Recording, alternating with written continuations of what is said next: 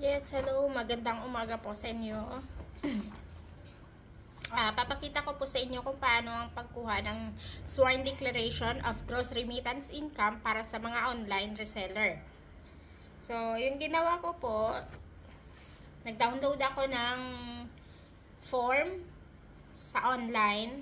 Pero kasi 2 pages po siya, so hindi nila tinatanggap yung 2 pages doon sa Las Piñas BIR. Ang sabi nila dapat sa isang 1 page lang daw po, sa isang papel lang kailangan. So, kumuha ako doon, binigyan po nila ako ng isa, tapos pina-xerox ko lang siya.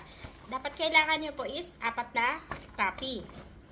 So, dito mag-fill up nyo lang po dito, may nakalagay, ano po dito, yung pangalan, address, tapos kung nag-exceed po ba kayo ng 500,000 pesos or hindi, check nyo po dito. Tapos anong taon, like for example 2024.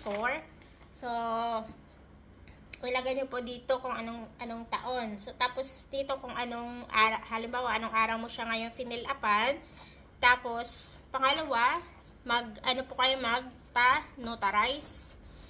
Doon na lang din po kasi ako nagpa-notarize at nagbayad ako ng 250 pesos doon. Pero meron din naman pong mas mura, parang sa City Hall po yata. Pero hindi ko lang sure kung magkano. Kasi kanina narinig ko yung katabi ko kanina, nagbayad daw po sila doon ng 150 pesos.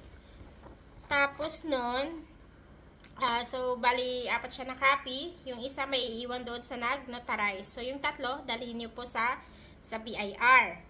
So, dinala ko doon sa BIR. Tapos, kumuha na rin ako ng stamp. Bali, 2 stamp po.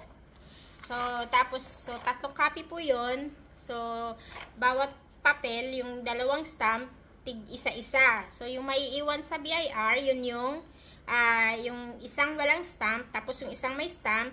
Tapos sa'yo, yung isang may stamp. Ayun. Ganito po siya, yung ano po niya, yung mukha niya. Ay, itsura niya, ganyan. So, wag niyo pong kalimutan na hindi siya ipanotarize dahil kailangan po talaga naka-notarize po siya. Ganun lang po kasimple. Madali lang din naman po siya yung processing nila, hindi po mahirap. Then, pag after nun, pwede na po kayong umuwi. Thank you! So, don't forget to subscribe my channel, Charlie's Family's Vlogs. Thank you!